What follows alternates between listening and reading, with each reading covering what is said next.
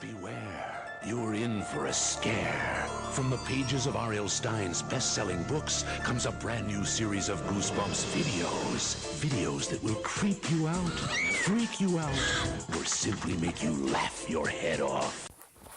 Hello folks, it's time for another Goosebumps video. Today we're going to actually dive into what's going on.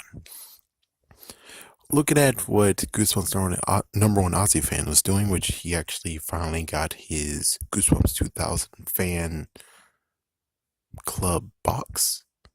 So since he did, well, let's have a look and see what's going on.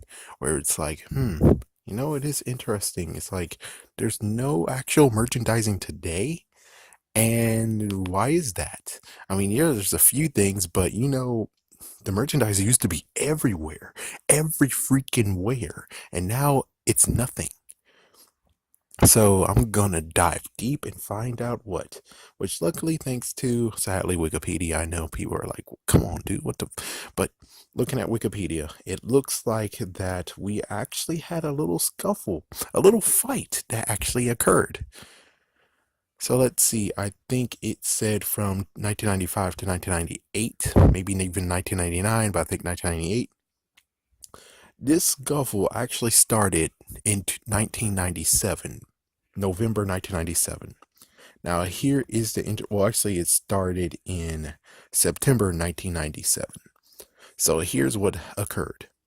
Apparently, Parachute, who is also with Goosebumps, we have Scholastic, who actually takes it out, and then Parachute also does it with them. The crazy part is that they got into a fight. It looks like Scholastic charged Parachute Press with breach of conduct. Scholastic actually claims that Parachute had been making merchandising deals and issuing press releases without Scholastic's required consent. So basically what we can take out of this, besides, it says here that blah, blah, blah, filed lawsuit from Parachute. Eventually they both agreed, and the two sides actually said, okay, fine, Scholastic, here, you can have the Goosebumps trademark and all the other rights to the series. And apparently, I guess they paid off Parachute. So that's why nowadays, when we come to looking at the Goosebumps books, we don't see Parachute on there anymore. Yeah, they paid off Parachute for $9.65 million. So with all that said, we can kind of see what the flub happened. I mean, apparently Parachute was very, very good at doing merchandising stuff. Where's the merchandising stuff? The merchandising stuff right now? Oh, well, ladies and gentlemen, it looks like they needed Parachute. Parachute was actually one over there doing the right stuff. While Scholastic, on the other hand, let's see what they're doing today. They just canceled their agreement with Creepy Co. So it looks like to me, technically Scholastic should have not been a jerk and kept Parachute with them. Because Parachute, it seems, was actually the freaking brains behind the merchandising aspect. Means that without Parachute, we got what's going on right now, which is from 1999 all the way to, let's say, 2015. I think that's when the movie came out. We had no merchandising of Goosebumps whatsoever. Yes, chances are it might have been, but none that actually was truly like, oh my gosh, you see in the stores. Heck, even the books are rarely seen everywhere anymore. I mean, I used to remember seeing the books in Publix. Yeah, they did make a resurgence when it came to the whole, oh, the movie. But as soon as the movie's gone, and heck, the new 4 releases of the books that's supposed to come out, I didn't see those in Publix. So it seems to me, and I'm going to keep on repeating, they were idiots to actually let Parachute go like that. Because Parachute could have at least kept it afloat just a bit more than instead of being like, oh, well.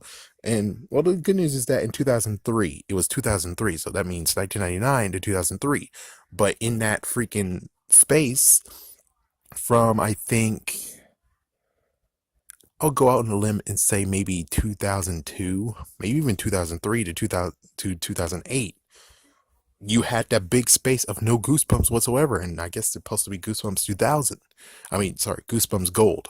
But, well, as you can see, that freaking fight that came out, they decided to say, oh, we're going to just do something else. And that was the dumbest move ever, where it's like, oh, we're just going to take a break from Goosebumps. Dumbest idea ever. So let's see. Looks like they made it to all time, some kind of cool award in 2001. And I shrunk it. Shrunk the freaking thingy. I remember seeing that. Yeah. Oh, come on, idiot. There we go. Let me just make this glow a little bit. Series has sold over 350 million copies. Yep, by 2008. And it looks like for Goosebumps Horrorland, it actually sold 10% of that. But here's the interesting part is that in 1997, Scholastic sales had plunged to 40%. Had plunged 40%. And they kind of Goosebumps book sales made the front pages and so 1997 they had a and see in 1997 the Goosebumps Club was established. Okay. It does make sense.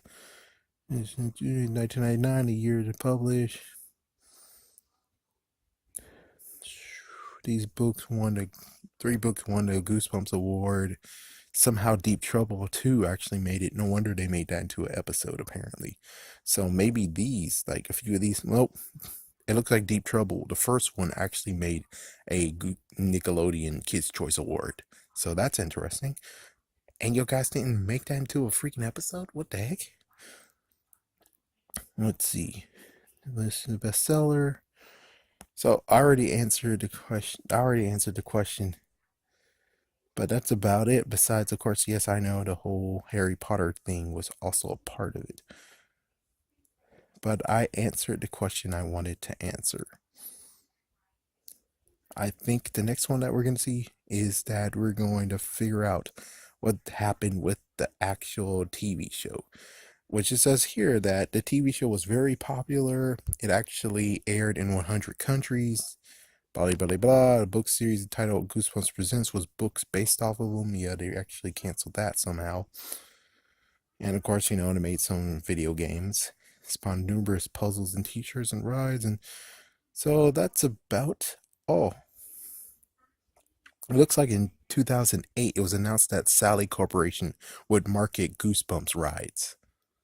So there actually was going to be a Goosebumps roller coaster or something like that. Where did that go? But I did what I wanted to do. What happened to the freaking merchandising? Scholastic fucked up. They fucked up big. They fucked up. So, oh my gosh, Parachute actually is doing back deals. Who cares? Because in the end, your books, it's the center of it.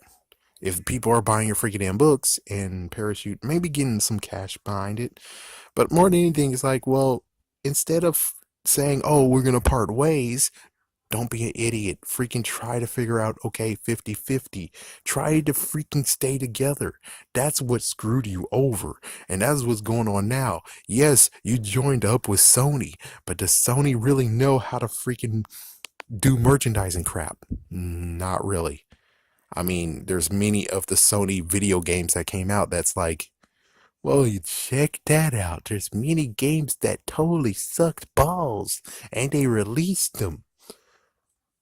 Okay, and if you need any reference, go ahead and look at the video game nerd, man. Just angry gay nerd. Just look at what he's done for so many of the freaking things. Sony doesn't really know what they're doing. Sony doesn't really know what they're doing when it comes to merchandising at all, too. I mean, let's see. Was it Hasbro? I think Hasbro was dealing with the freaking toys and stuff. So, as you can see, they really screwed up when they actually decided to say, oh, Parachute, you suck. Parachute, you doing back deals. Parachute, you did this and do that and did this and do that.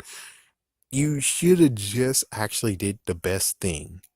Confront them on it, find an agreement, Hopefully steer them straight because, well, as you can see, it's better to have money right now and have the freaking damn merchandising out there right now instead of you doing it and, oh, for some reason you just freaking stopped Creepy Co. from making stuff. What? Does that make sense? It's like, yeah, I would prefer you would have just allowed yourself to get taken advantage of a little bit more because, well, they're doing the freaking bullshit. They're the ones who's doing the freaking merchandising, and the merchandising was good. It was working perfectly fine. And here you guys are now being like, we could do it on our own. You guys didn't do crap, and you got rid of freaking enterhorrorland.com. It's back up, but still, it's like, I would have preferred you guys would at least been cool enough to be like, oh, we're about to get rid of it, but hey, well, why don't we just give the fans out there a chance to buy it for $14.95 on a disc?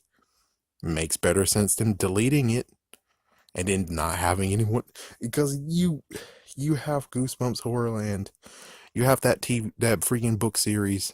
I don't think you're selling it anymore, but still, I'm just saying, why get rid of something when it makes perfect sense to keep it there because that was part of the gimmick, right? You're not freaking Nintendo. You're not where you're like, oh, well, we're getting rid of that service from Black and White and Black to White 2. It's like, it makes sense for them to do it, but you? No. Not to mention, you guys had some freaking damn video games, but oh yeah, I forgot it was Parachute. Man.